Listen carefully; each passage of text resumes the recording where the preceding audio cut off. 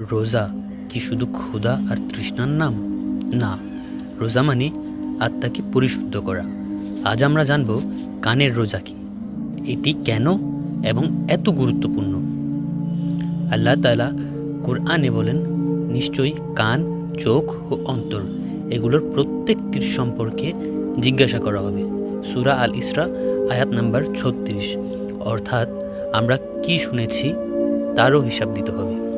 রাসূলুল্লাহ সাল্লাল্লাহু আলাইহি ওয়াসাল্লাম বলেছেন, যে ব্যক্তি মিথ্যা কথা ও সে অনুযায়ী কাজ ত্যাগ করল না, তার পানাহার ত্যাগ করার মধ্যে আল্লাহ সুবহানাহু তাআলার কোনো প্রয়োজনীয়তা নেই।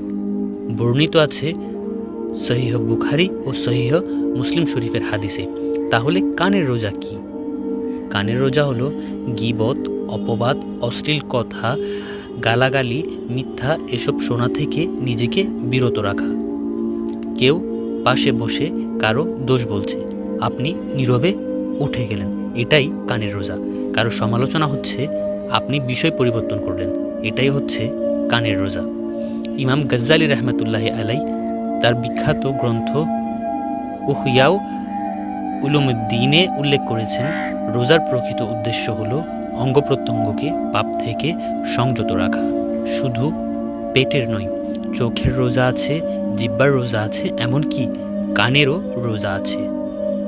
এই রমজানে আমরা শুধু ক্ষুধার রোজা নয়, কানেরও রোজা রাখবো।